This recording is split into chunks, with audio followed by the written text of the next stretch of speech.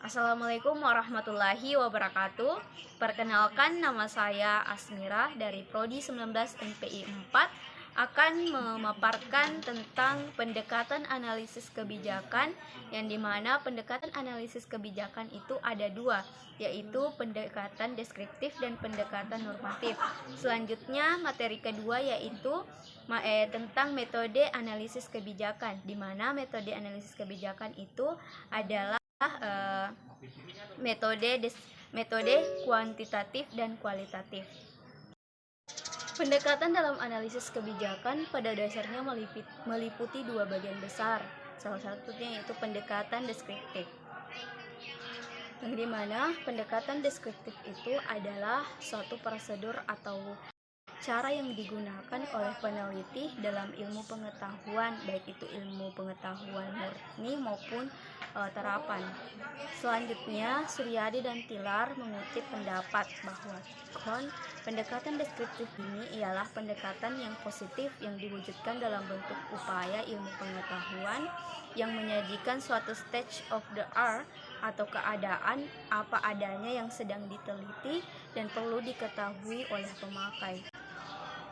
Adapun tujuan pendekatan deskriptif ialah mengemukakan penafsiran yang benar secara ilmiah mengenai gejala kemasyarakatan agar diperoleh kesepakatan umum mengenai suatu permasalahan sedang disoroti, dan menambahkan suatu pendekatan lagi sejalan dengan pendekatan deskriptif, yaitu pendekatan evaluatif. Itu sama saja, yaitu dengan menerangkan apa adanya tentang suatu hasil upaya yang dilakukan oleh suatu kegiatan atau program.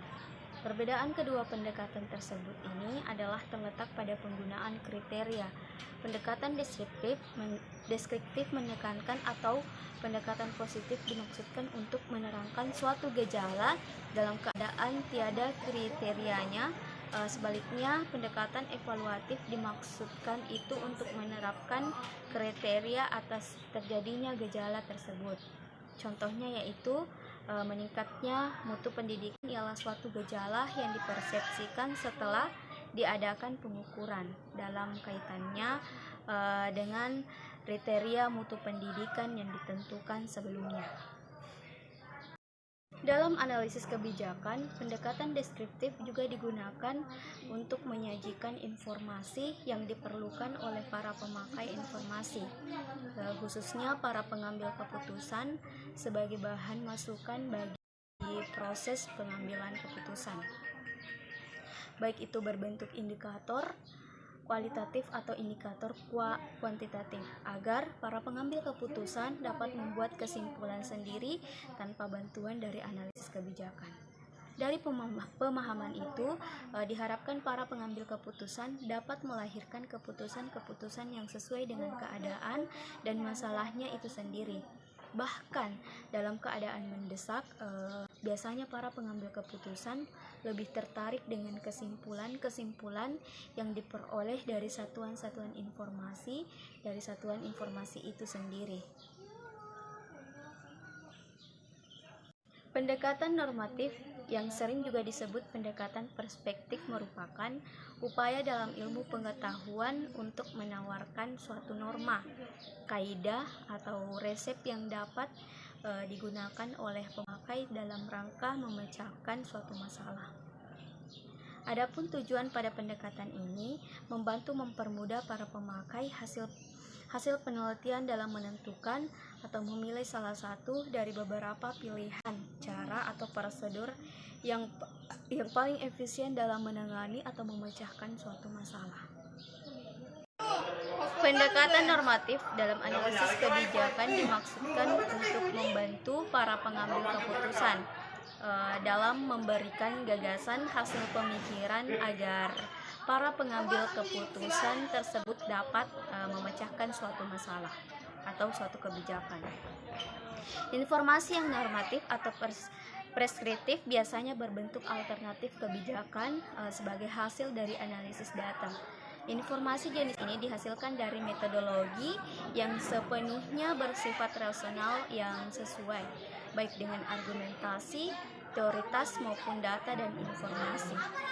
Informasi yang bersifat normatif ini oleh penelaah sektor pendidikan dapat diperoleh dari Balitbangdiknas yang disebut dengan informasi teknis, karena analisis data berdasarkan informasi yang berkaitan dengan suatu isu kebijakan yang sedang disoroti. Secara metodologis, analisis kebijakan dapat dibedakan dalam dua tipologi, yaitu metodologi kualitatif dan kuantitatif. Menurut Suryadi dan Tilaar, bahwa hampir dapat dipastikan bahwa pendekatan dalam analisis kebijakan seluruhnya bersifat kualitatif, karena analisis kebijakan pada dasarnya merupakan suatu proses pemahaman terhadap masalah kebijakan sehingga dapat melahirkan suatu gagasan dan pemikiran mengenai cara-cara pemecahannya.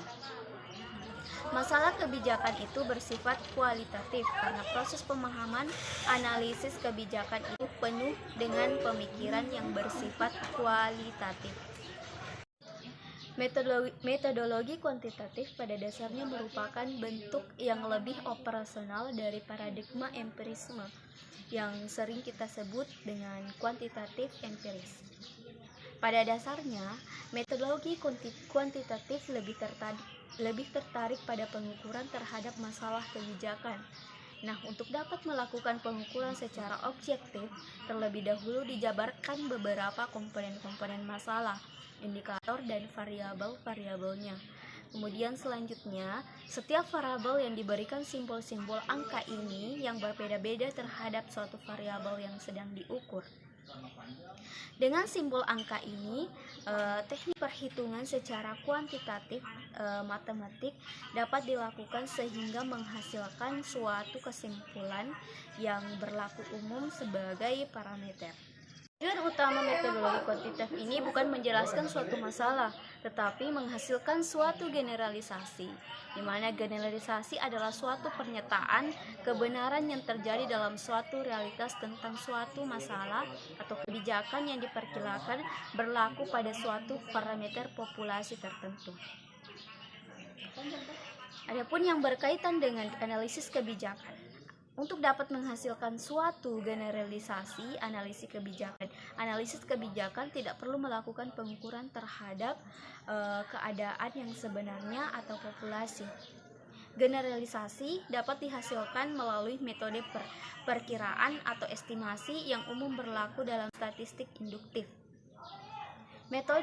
Metode estimasi sendiri dilakukan berdasarkan pengukuran terhadap keadaan nyata yang lebih terbatas yang disebut dengan sampel dalam penelitian kuantitatif. Oleh karena itu, walaupun terdapat perbedaan antara metodologi kuantitatif dengan kualitatif dalam analisis kebijakan pendidikan, namun dalam kenyataannya dari kedua metodologi analisis kebijakan ini sering kita gunakan. Memang pada awal perkembangannya kedua metodologi tersebut dibentuk secara terpisah oleh ideologi-ideologi pemikiran yang berlainan. Tetapi dalam perkembangan selanjutnya pihak-pihak yang berpikir secara pragmatis cenderung tidak menaruh perhatian terhadap perbedaan-perbedaan aliran pemikiran antara metodologi kualitatif dan kuantitatif. Tetapi yang lebih penting ialah tindakan yang perlu dilakukan untuk mencapai suatu pemahaman terhadap masalah-masalah kebijakan publik. Oleh karena itu, perbedaan dalam metodologi kualitatif dan kuantitatif telah terjadi dalam teknik penelitian atau analisis kebijakan.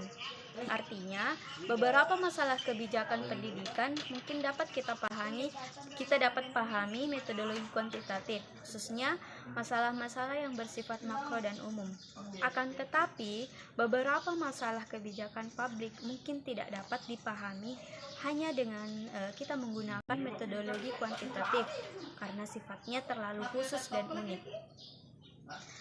Dalam keadaan demikian, metodologi kualitatif mungkin dapat dilakukan dengan cara kita mempelajari permasalahan kebijakan publik secara kasus per kasus, karena permasalahan itu memerlukan pemecahan yang dilakukan secara kasus berkasus pula.